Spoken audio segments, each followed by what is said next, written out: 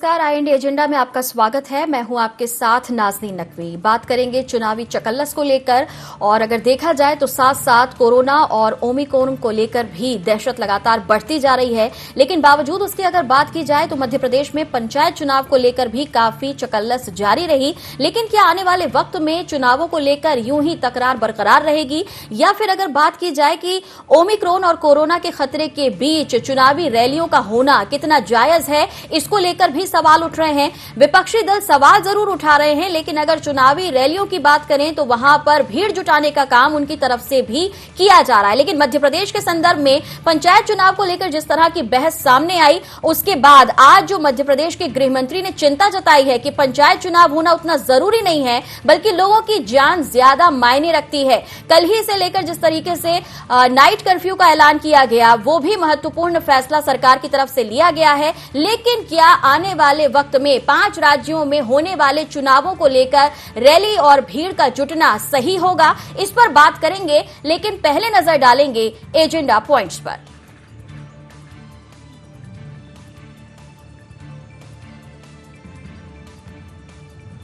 Corona के खतरे के बीच चुनावी चकल्लस के क्या मायने?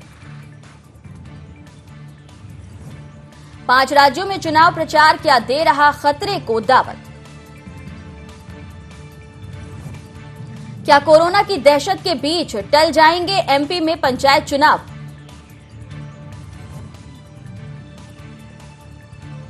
ओमिक्रॉन के खतरे के बीच सरकार की सख्ती होगी कारगर?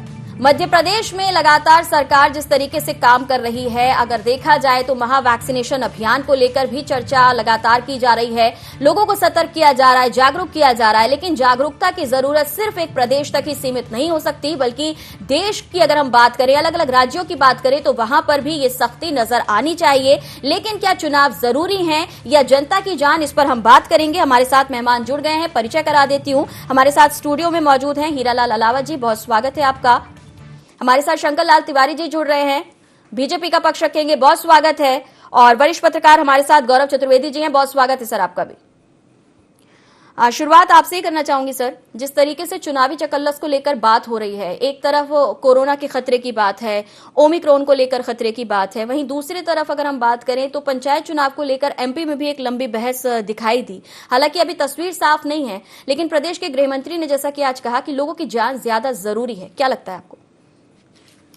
देखो, जिस प्रकार जो कोरोना महामारी दिसंबर 19 में चीन के वुहान शहर से इस वायरस का आगमन हुआ, और इस वायरस ने धीरे धीरे पूरे देश नहीं, दुनिया के लगभग सभी देशों को अपने चपेटे में लिया।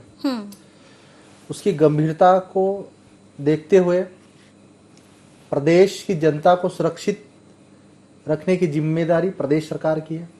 और साथ ही जो पंचायत चुनाव को लेकर एक बड़ा इशू है कि जब 2014 का जो रोटेशन 2019 में कमलनाथ सरकार ने परिसीमन और रोटेशन का अध्यादेश लेके शुरू किया था, भारतीय जनता पार्टी आज 2014 की व्यवस्था के आधार ही चुनाव कराना चाह रही है। इस बात को लेकर जब कमलनाथ जी और उनके नेतृत्व में हाईकोर्ट और सुप्रीम कोर्ट ले जाया गया, तो भारतीय जनता पार्टी बार बार इस बात से को लेकर अफवाह फैला रही कि कांग्रेस पार्टी ने ही ओबीसी आरक्षण के विरोध में रोक लगवाई। मैं आप सभी प्रदेशवासियों को मैं बताना चाहता हूं, हम लोग ओबीसी आरक्षण जिसमें 27% देने की बात पे अडिग है, और कमलनाथ जी के नेतृत्व में जो सरकार रही है, उनके नेतृत्व में ही 27% ओबीसी आरक्षण दिया गया। आगे भी जब भी हमारी सरकार रहेगी, हम ओबीसी वर्ग के साथ हैं। लेकिन जो पंचायत चुनाव के ऊपर मध्य प्रदेश में आज भी असमंजस बना हुआ है, क्योंकि मध्य प्रदेश सरकार इस पर अब आज भी उन्होंने स्पष्ट राय नहीं दी। कल की तारीख तक चुनाव आयोग ने कहा कि चुनाव होंगे, परिणामों पर रोक रहेगी। हमारे मध्य प्रदेश के मुख्यमंत्री शिवराज सिंह चौहान जी ने विधानसभा के अंदर कहा कि चुनाव ओबीसी आरक्षण पर पिक्चर क्लियर होने के बाद ही होंगे, सबके साथ होंगे। कल संकल्प पारित हुआ, लेकिन उसके बावजूद भी आज भी प्रदेश में चुनाव लड़ने वाले जो प्रत्याशी हैं असमंजस की स्थिति में है। इस पर अपनी राय मध्य प्रदेश सरकार को और मध्य प्रदेश चुनाव आयोग को स्पष्ट रूप से कर देना चाहिए, ताकि मध्य प्रदेश की जनता के बीच, प्रत्याशियों के बीच जो असमंजस का दौर बना हुआ है, इस पे उनको क्लियर कट मैसेज चले जाए। ठीक है, तस्वीर साफ होनी चाहिए। तिवारी जी, आवाज मिल रही हो तो? जैसा कि यहाँ पर डॉक्टर अलावा कह रहे हैं कि तस्वीर साफ होनी चाहिए। नहीं, डॉक्टर अलावा ने जो बात कही मैंने सुनी है, तस्वीर साफ भी होनी चाहिए, आपका भी कथन ठीक है। और अभी तक जब चुनाव की घोषणा की गई थी, वो अधिसूचना जारी हुई थी पंचायत चुनावों की, तो कोरोना का इस तरह का माहौल नहीं था। ओमिक्रॉन का एक भी पेशेंट मध्य प्रदेश के अंदर उस समय नहीं था। और ये एक ऐसी प्राकृतिक विपत्ति है कि इसके बारे में समझ पाना आज तक भी विश्व के वैज्ञानिकों के लिए कठिन है। ये कब आएगा, कब जाएगा, क्या इसका असर होगा, क्या इसकी मेडिसिन होगी, ये सारा कहीं ना कहीं अभी मैंने एक भ्रम और भटकाव की स्थिति में रहा है पिछले 2 वर्षों। और इस नाते मेरे तो इतना ही कहना है कि चुनाव के मामले में असमंजस जैसी स्थिति इसलिए नहीं है कि आज की बात कर रहा हूं कि चुनाव के मामले में निश्चित रूप से सरकार ने और चुनाव आयोग ने ये माना है कि जो आरक्षण वाले क्षेत्र हैं उनका आरक्षण करने के बाद ही वहां चुनाव होंगे, क्योंकि उसके अलावा कुछ कर भी नहीं सकते। सुप्रीम कोर्ट का निर्देश है कि आरक्षण समाप्त करके चुनाव कराइए। इसलिए कि कांग्रेस के वरिष्ठ वकील आदरणीय तनखा साहब गए थे हाथ काटने सरकार के, उन्होंने पिछड़े वर्ग के लोगों की मुंडिया काट दी, 70,000 प्रतिनिधियों को। वहां ये तो गए थे रोटेशन के लिए, अलाव जी ठीक कह रहे हैं, गए थे परसीमन के लिए हाई कोर्ट में, और ये सब इनका चला नहीं। न उन्होंने परसीमन की दलील मानी, न उसके रोटेशन की मानी। उन्होंने कहा कि देखिए चुनाव जारी हो चुका है और इसलिए हम इस संबंध में चुनाव रोकने का कोई हस्तक्षेप नहीं कर। कांग्रेस कह रही थी चुनाव रोके जाए, जब उन्हें वहां सफलता नहीं मिली वो सुप्रीम कोर्ट चले गए। तो मैंने जैसा विनती किया कि गए तो हाथ काटने सरकार के और मुंडी काट दी पिछड़े वर्ग की। 70,000 प्रतिनिधि जो पिछड़े वर्ग के पर्चा भर रहे थे, कोई एनओसी की लाइन में लगा था, कोई पर्चा भर रहा था, कोई पर्चा भर चुका था। सुप्रीम कोर्ट में जब आपने देखा कांग्रेस ने कि चुनाव वो नहीं रोक पा रही है, हाई कोर्ट को ही सुप्रीम कोर्ट भी एक्सेप्ट कर रही है कि हम उसके इस आदेश को क्रश नहीं करेंगे, चुनाव नहीं रोके जाएंगे, सूचना जारी है, चुनाव चालू हो चुका है, सरकार को हस्तक्षेप का, सुप्रीम कोर्ट को हस्तक्षेप का अवसर नहीं है, तो इन्होंने नया मंत्र पढ़ दिया, वहां दलील दे दी कि महाराष्ट्र के तर्ज पर चुनाव कराया जाए। महाराष्ट्र में बिना आरक्षण के भी तिवारी जी, ये दलीलें, ये सारी बातें तो लगभग अब सबके सामने हैं, लेकिन सवाल ये सिर्फ मध्य प्रदेश में पंचायत चुनाव को लेकर ही नहीं है। तस्वीर साफ सिर्फ पंचायत चुनाव पर ही नहीं बल्कि चुनाव होने या ना होने पर भी होनी चाहिए, क्योंकि एक तरफ कोरोना के खतरे की बात की जा रही है, ओमिक्रॉन की बात की जा रही है, और अलग अलग जगह पर अगर हम बात करें 5 राज्यों में होने वाले विधानसभा चुनावों के लिए, जिस तरीके से उत्तर प्रदेश में हम बात करें, रैलियां हो रही हैं, लोगों की भीड़ जुट रही है, तो क्या ये खतरा वहां नहीं आएगा, या फिर कोरोना का जो खतरा है या उसकी जो दहशत है या उससे बचाव के जो तरीके एहतियात जो अपनाने चाहिए वो दिख क्यों नहीं रहे? आपको हृदय से धन्यवाद, आपने अपने विषय को फिर प्रतिपादित करने की बात करी और डिबेट को आपने मोड़ा विषय की तरफ, क्योंकि अलाव जी ने बात करी थी और इसलिए मैंने वो सब बातें करी। आपका जो कहना है दुरुस्त यही है कि आज अपनी डिबेट हो रही है कि इस कोरोना, जब अपन ने मान लिया है कि ओमिक्रॉन आ रहा है, मरीजों की संख्या बढ़ रही है, मुख्यमंत्री जी ने कल प्रथम चरण में रात्रि का कर्फ्यू भी एक मैसेज देने के लिए प्रदेश को कि देखिए खतरा है और रात का कर्फ्यू भी लगाया है, अन्य प्रकार की भी गाइडलाइंस तैयार हुई हैं मास्क लगाने के लिए पूरे प्रदेश। ये बात ठीक कह रही हैं आप। और इलाहाबाद हाईकोर्ट का भी एक फैसला आया है, आदरणीय नरोत्तम जी का भी बयान आपने अभी सुनाया हमको, मैं पहले भी जान चुका था उस बयान को। तो ये विषय तो आया है और आप देखिए इस विषय की गंभीरता को कि एक तरफ शिवराज जी स्वयं मॉनिटरिंग कर रहे हैं ओमिक्रॉन और ये कोरोना के मामले में, एक एक बात को वो नजर कर रहे हैं और वो जागरूक भी कर रहे हैं, मंत्रियों को कह रहे हैं अपने क्षेत्र में जाओ। सारे मंत्री अभी मंत्री आए थे, प्रभारी मंत्री, उन्होंने कलेक्टर के साथ मॉनिटरिंग की, हॉस्पिटल का उन्होंने राउंड भी किया, सभी ये सब कर रहे हैं। तिवारी जी, मैं सिर्फ ये पूछ रही हूँ कि जहाँ बीजेपी रैली कर रही है, क्या वहां कोरोना का खतरा नहीं है? सीधा प्रश्न ये है कि अगर जनता की चिंता है, कांग्रेस को भी है, आपको भी है, बाकी दलों को भी है, तो फिर ये चुनावी रैलियां कितनी सेफ होंगी जनता के लिए? मैं वही बोलने जा रहा जी, था। जी, जी। आपने ठीक टोका।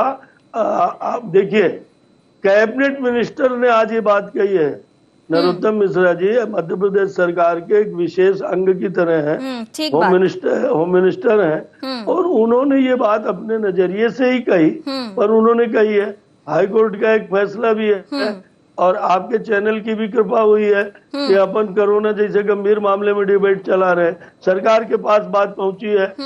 ये सारा का सारा चुनाव का निर्णय, मैं सोचता हूं कि सरकार अपने स्तर पर, और जब अपन चिंता कर रहे हैं तो सरकार कोई न कोई चिंता करेगी, और इसलिए अभी मैं अधिकृत नहीं हूं और ना आप अधिकृत है, न कोई अधिकृत है कि चुनाव आज ही निरस्त हो जाएंगे कि होंगे क्या नहीं होंगे, और इसलिए इतना स्पष्ट तो मैं नहीं कर पाऊंगा। चलिए, चिंता करने के लिए और चिंतन करने के लिए हम कम से कम अधिकृत हैं और उस पर बात करने के लिए अधिकृत हैं। हमारे साथ वरिष्ठ पत्रकार भी हैं और मंत्री आपकी चिंता से जुड़ा हुआ है। जी, जी। वर्तमान सरकार का मंत्री, जिम्मेदार मंत्री आपकी चिंता को मीडिया में व्यक्त भी कर रहा है, इसलिए समय का इंतजार करना चाहिए। यदि कोरोना और भयावह शक्ल में आएगा, सरकार स्वयं निर्णय करेगी। चलिए, आपने बहुत अच्छी बात कही, और इससे एक सवाल जो मेरा गौरव जी के लिए है कि क्या गौरव जी समय का इंतजार करना चाहिए, उस भयावह स्थिति तक जाने का इंतजार करना चाहिए, या फिर अगर हम सतर्क हो रहे हैं,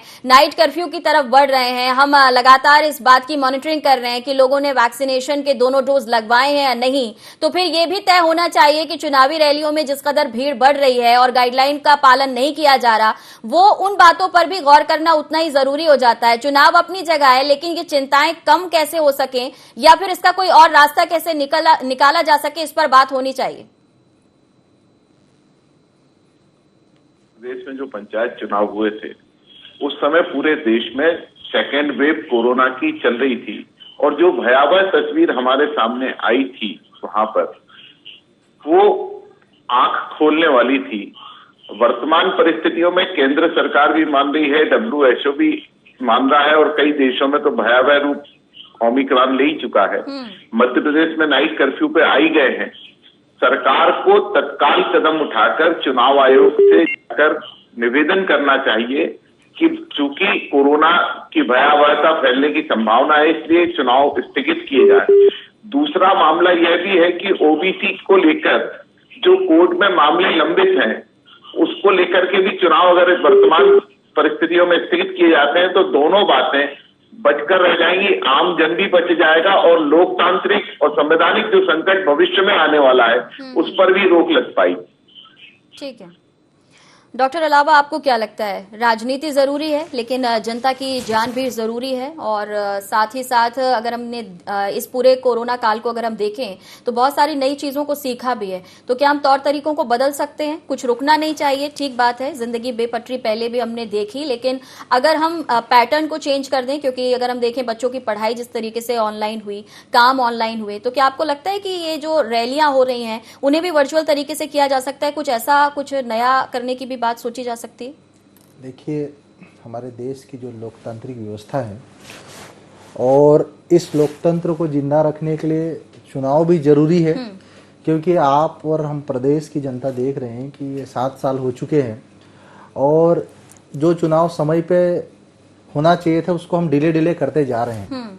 लेकिन ये बात भी जरूरी है कि हमारे प्रदेश की जनता और उनकी जान की सुरक्षा, उनको बेहतर स्वास्थ्य रहे, ये भी हमारी और प्रदेश की जिम्मेदारी है, और खासकर प्रदेश सरकार की जिम्मेदारी। लेकिन जो मध्य प्रदेश में जो हालात पैदा हुए हैं, और ये जो हालात क्यों पैदा हुए, इस पे भी चिंतन मंथन करना जरूरी है, क्योंकि एक तो जो सरकार ने चुनाव कराने की जो घोषणा करी, बिना तैयारियों की घोषणा करी, आपको मैं बताना चाहूँगा आपके चैनल के माध्यम से कि जो आज 18 साल के हो गए हैं उनको अगर 2014 के आधार पे चुनाव होते हैं या 2014 के आरक्षण पे, तो वो 18 साल जिनके हो अपना मतदान नहीं कर पाएंगे। ये प्रदेश के करोड़ों युवा, नौजवान युवा जो इस देश के लोकतांत्रिक व्यवस्था में भाग लेना चाहते हैं, उनके लिए एक तरह से उनका ये बड़ा उनकी भावनाएं और उनके बोल सकते हैं अधिकार। जी, बोल सकते हैं। दूसरी जो 18 साल वाली बात जो मैं खंडन नहीं कर रहा हूँ, आप सुन लीजिए 18 साल वाली बात ये कैसे बोल रहे हैं? आप अभी वोटर लिस्ट अपडेट हुई है। तिवारी जी आप सुन लीजिए, अभी काफी लोग जिनके नाम नहीं जोड़े गए हैं वो समय नहीं अभी वोटर लिस्ट अपडेट हुई है भाई। और ये आप अभी जानकारी ले लीजिएगा। दूसरी महत्वपूर्ण बात कि जो ओमिक्रॉन का जो फैलाव जिस गति से फैल रहा है, और आपके चैनल के माध्यम से मैं सभी प्रदेश की जनता को बताना चाहूंगा कि एक नया जो ओमिक्रॉन का भी नेक्स्ट वेरिएंट डेल्टा क्रॉन जो दस्तक दे चुका है, ये भी हमारे लिए गंभीर विषय है। अब चुनाव भी जरूरी है और ओमिक्रॉन से जनता को बचाना भी जरूरी है। अब इस पे निर्णय समय रहते प्रदेश सरकार को करना चाहिए। देखिए प्रदेश में सबसे बड़ी जो असमंजस स्थिति जो है, जो जिनको कल चुनाव चिन्ह आवंटित हो चुका है प्रत्याशियों को, और वो चुनाव प्रचार में अभी लगे हुए हैं, मतलब उनका जो आर्थिक जो भी नुकसान हो रहा है, इस पे भी सरकार को ध्यान देना होगा, चुनाव आयोग को ध्यान देना होगा। समय रहते स्थिति स्पष्ट करते हैं, पिक्चर क्लियर करते हैं, तो प्रदेश की जनता और जो एक असमंजस का माहौल बना हुआ है, इसमें चलिए कुछ ठीक रास्ता है। निकलेगा। तिवारी जी, आपको नहीं लगता कि अगर हम मध्य प्रदेश के संदर्भ में बात करें पंचायत चुनाव को लेकर, ये जो देर हुई है और जिस तरीके से इसमें आरक्षण का पेच फंसा, उसके बाद अगर बात की जाए, लगातार आपने कांग्रेस की तरफ बात कही, कांग्रेस ने आपकी तरफ गेंद उछाल दी, लेकिन अभी जो चिंता की जा रही है कि जो प्रत्याशी है उनका आर्थिक रूप से नुकसान की बात है, और साथ ही साथ जनता से जुड़े हुए कामों का भी रुकना, उसमें भी देर का होना, आपको नहीं लगता कि जनता के साथ ये थोड़ी सी नाइंसाफी हुई है? नहीं, जनता के साथ नाइंसाफी की बात जहां तक है वो भी परिस्थिति जन्य हुई है। समस्या ये है कि कोरोना की जो स्थिति पिछले समय थी, है मार्च में कमलनाथ जी के जाने के बाद ही प्रथम चरण, फिर कोरोना का दूसरा चरण, ये सब लोग जान रहे हैं कि इस कारण से ये चुनाव नहीं हो पाए। लेकिन ये परिस्थितियां कोरोना की क्या प्रदेश के मुताबिक अलग अलग हो जाती हैं तिवारी जी? पश्चिम बंगाल में भी चुनाव हुए, अगर हम देखें पूरे अगर देश दुनिया की बात करें वहां पर भी अलग अलग जगह पे चुनाव हुए, अपने ही देश में अगर हम बात करें तो चुनाव हुए, उपचुनाव जब आते हैं तब भी चुनाव होते हैं, अभी छत्तीसगढ़ में हालिया निकाय के चुनाव हुए, तो फिर ये अलग अलग कैसे मापदंड तय होते हैं? क्योंकि केसेस की अगर हम बात करें ज्यादा फर्क नहीं दिखता है। जहां तक आपने अलग अलग की बात करी तो मैं आपको याद दिला दूं कि राज्य चुनाव आयोग और केंद्रीय चुनाव आयोग, विधानसभा लोकसभा के चुनाव और स्थानीय निकायों के चुनाव का अलग अलग आयोग है। और जो बंगाल के चुनाव की आपने चर्चा करी वो केंद्रीय चुनाव आयोग करा रहा था, बिना उसके निर्णय के वहां चुनाव नहीं रोका जा सकता। और आप समझिए मेरी बात, राज्य चुनाव आयोग की अलग स्थिति है। और उस संबंध में मैं यही कह रहा था कि अभी आपकी चिंता, अलाव जी की चिंता, नरोत्तम जी की चिंता, जो एक जिम्मेदार कैबिनेट मिनिस्टर हैं, और साथ में मेरे साथ बैठे हैं आदरणीय वरिष्ठ पत्रकार, उन्होंने भी जो अपनी बात बड़ी बेबाक तरीके से कही। मैंने शुरू में आपसे कहा है कि क्षण प्रतिक्षण का अपडेट कोरोना के मामले में मुख्यमंत्री जी स्वयं ले रहे हैं। और इस नाते जो बातें अभी आदरणीय मेरे वरिष्ठ पत्रकार जी ने कही है, ये बातें सरकार तक जानी है। और इस नाते तिवारी जी, कांग्रेस बार बार ये कह रही है ये जो देर हुई है, देखिए पिछला कुछ अगर हम समय देखें सर, तो ऐसा था कि तब कोरोना और इसका जो खतरा था, वो मामले जो बढ़ रहे थे वो कुछ कम हुए थे। क्या आपको लग रहा है कि तब ये इस पर विचार विमर्श करना चाहिए था, वो टाइम जाने दिया गया, अब वापस हम फिर से उसी तरफ बढ़ रहे हैं?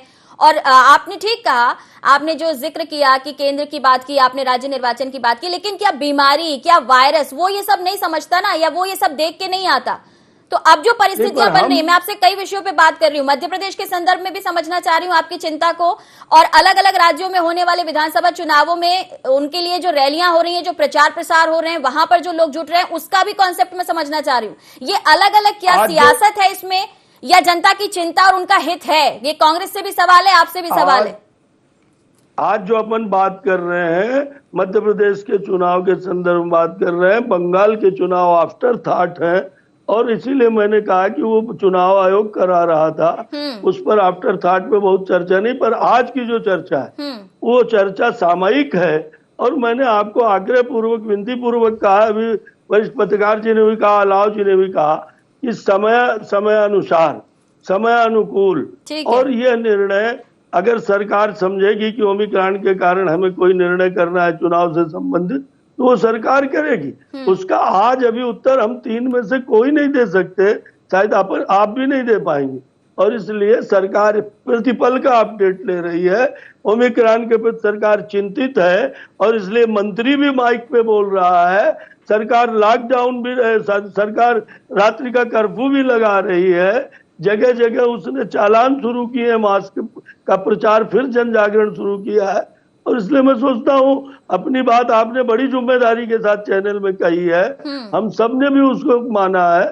थोड़ी सा wait and see, update position इंतजार कर सकते हैं, लेकिन वायरस जिस तेजी के साथ जब आक्रामक होता है या जब फैलता है तब वो इंतजार नहीं करता। तिवारी जी, बहरहाल गौरव सर हमारे साथ हैं, उनसे समझ लेती हूँ। चुनावी रैलियां दिन में हैं, लेकिन नाइट कर्फ्यू रात में है। समय सर्दियों का है 11 से 5। तो क्या आपको लगता है कि बिना मास्क के महिलाएं, बच्चे, नौजवान जब रैलियों में जाते हैं, जब वो गाइडलाइन फॉलो नहीं करते हैं, अब भी एक तबका ऐसा है जो वैक्सीन से डरता है या वो नहीं समझ पा रहा उसकी उपयोगिता को, जहां तक लोग पहुंच नहीं पा रहे हैं, वैक्सीनेट नहीं हो रहे हैं। ऐसे में ये कहना कि अभी वेट एंड वॉच की स्थिति है और एक तरफ खतरे को लेकर चिंता भी है, तैयारी भी है, ये थोड़ा बैलेंस करना दोनों बातों को, ये समझने की जरूरत है। नाजी जी, आपने मुद्दे के बहाने अपडेट ले रही है गवर्नमेंट। और दूसरी बात मैं ये कह रहा हूँ कि आपने इतनी गंभीरता से इस विषय को आपने भी रखा थी जिम्मेदारी के साथ।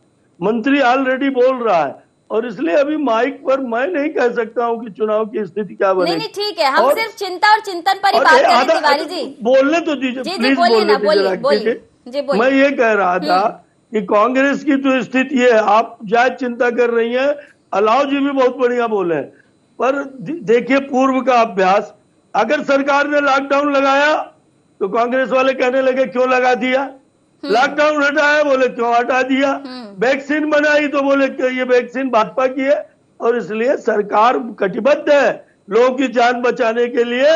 आपकी चिंता सामयिक और वास्तविक है और इतने वरिष्ठ पत्रकार जी भी कुछ कह रहे हैं, मंत्री जी भी कुछ कह रहे हैं।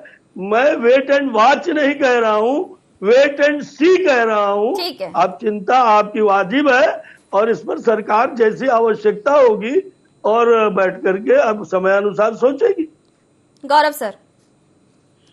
नानी जी, जो आपने मध्य प्रदेश के बहाने राष्ट्रीय स्तर की जिस समस्या का जिक्र किया है कि एक राज्य में रैलियां और एक राज्य में प्रतिबंध जी, तो वाकई में बहुत उचित आपने जिक्र किया। और इस बात को लेकर के अभी यही कहना है कि सरकार को अब तत्काल कदम उठाकर निर्वाचन आयोग से मध्य प्रदेश में जो चुनाव होने जा रहे हैं उन्हें स्थगित करने की प्रक्रिया की शुरुआत करना चाहिए, क्योंकि जैसे जैसे चुनाव नजदीक आते जाएंगे वैसे वैसे ओमिक्रॉन वेरिएंट और जो अलावा जी ने दूसरे वेरिएंट इसके म्यूटेंट को बताया, डेल्टा ओमिक्रॉन को, वो जितना ज्यादा फैलेगा उतना ज्यादा लोग परेशान होंगे।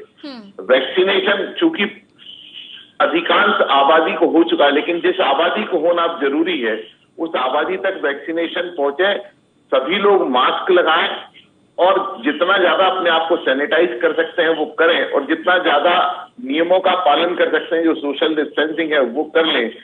मैं वर्तमान परिस्थिति में चुनाव को तो स्थगित किया ही जाना चाहिए, लेकिन आम आदमी को भी इस तरीके से कदम उठा लेना चाहिए जिससे उन्हें दुखदायी परिस्थितियों का सामना न करना पड़े। ठीक है डॉक्टर लाला, सियासत अपनी जगह है, लेकिन जो चिंताएं जिसके बारे में आज हम बात कर रहे हैं, और सिर्फ मध्य प्रदेश ही नहीं बल्कि अलग अलग प्रदेशों में भी जो कुछ हो रहा है, क्या लगता है आपको, क्योंकि आप विपक्ष में हैं, आप भी लगातार एमपी में पंचायत चुनाव को लेकर जिस तरीके से देखा आपका पक्ष, आपकी पार्टी का पक्ष, लेकिन जनता की तरफ से जो आपका पक्ष होना चाहिए, क्या लगता है क्या जरूरी है इस वक्त? मैं आपके इस चैनल के माध्यम से मैं प्रदेश की जनता और देश की जनता से कहना चाहता हूँ कि जिस प्रकार दिसंबर 2019 में जब वुहान शहर में जो कोरोना की शुरुआत हुई थी और हमारे देश में जब हम न्यूज के माध्यम से, अखबारों के माध्यम से ये जान रहे थे और ये लग रहा था कि ये वायरस चीन तक ही सीमित रहेगा, और किस गति से हमारे देश में एंटर हुआ कोरोना वायरस, और किस गति से हमारे देश के लाखों हमारे जनता चपेट में आई और अपनी जान गंवाई। ये हमारे देश की सत्ताधारियों को गंभीरता से इसको लेना चाहिए।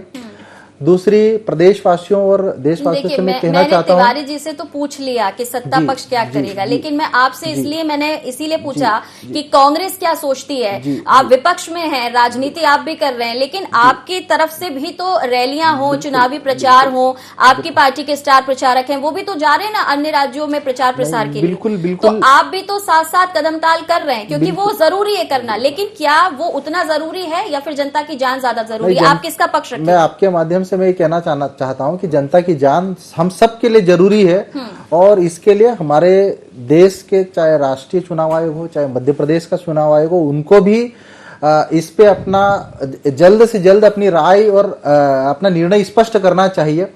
दूसरी, प्रदेश की जनता से मैं कहना चाहता हूं कि ये जो ओमिक्रॉन वायरस का जो लहर, जो तीसरी कोरोना महामारी की तीसरी लहर है, ये महामारी बड़े बड़े वैज्ञानिकों ने इस पे चिंता जताई है कि ये इसके साथ ही हमें जीना है, तो सावधानी जरूरी है।